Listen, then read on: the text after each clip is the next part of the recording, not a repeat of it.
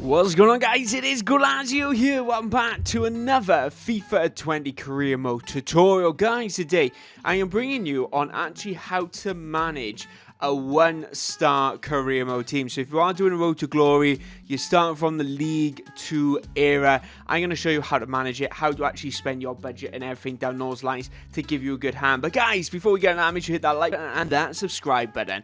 Let's do the first thing that we want to be looking at. Guys, my advice to actually start with, right, this might sound really silly, but do not go to the transfer market and buy players. And one of the reasons for that is because you need to use your money wisely.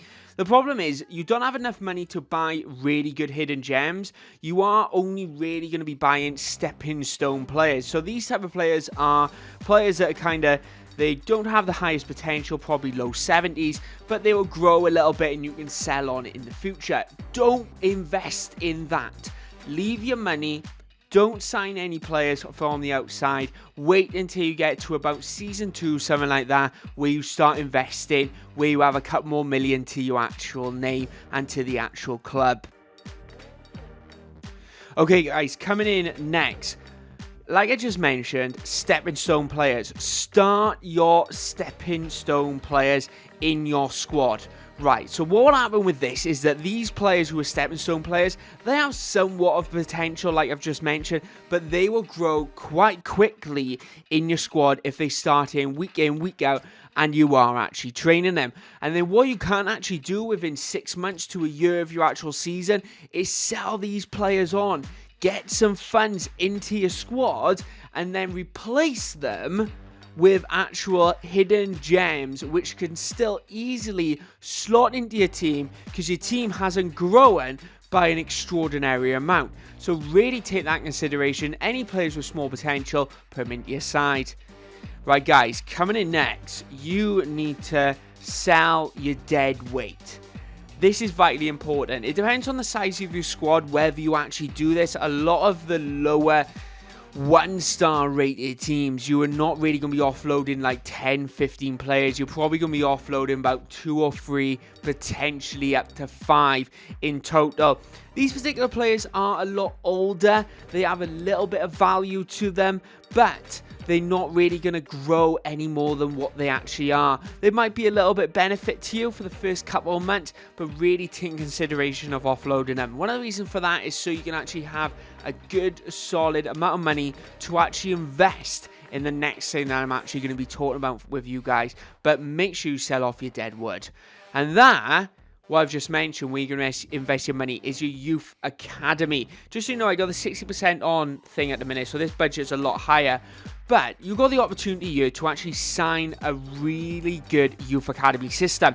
Once you actually have that, when you're in the lower leagues, a lot of the players that you do actually sign in, whether they 15, you have to wait a couple of months, or 16, 17 years old, can easily jump straight into your starting 11, which is huge because a lot of these players have high potential and they stick to that high potential if you are playing them week in, week out. So make sure you invest players, a scouting academy, and also this is how I do it. I invest 3 months and then I switch it up. I change what I do with my actual scout. But anyway, coming in next, this is one which, to be fair, I'm kind of biting my own tongue because I've always said, look at your youth. Look at your objectives, even I should say. Take in consideration what you need to do. Throughout a 1-star, one thing I've noticed, as long as you're winning games and you actually moving up the table, it really doesn't make any difference. Ignore your objectives. Make those the least of your worries.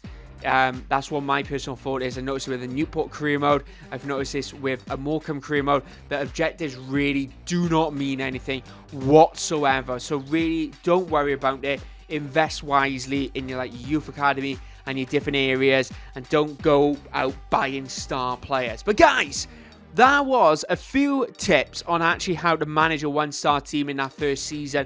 Some really crucial stuff on actually how to actually manage your money, which is vitally important. And a little bonus tip, actually, when you're managing your money, take in consideration of players that are in your squad at the moment and try lowering their contract. But you don't do this straight away. You do this about 6 to 10 months, possibly as you enter Season 2 into your career mode. The reason for that is because players are going to start to learn to establish that they are a second string player.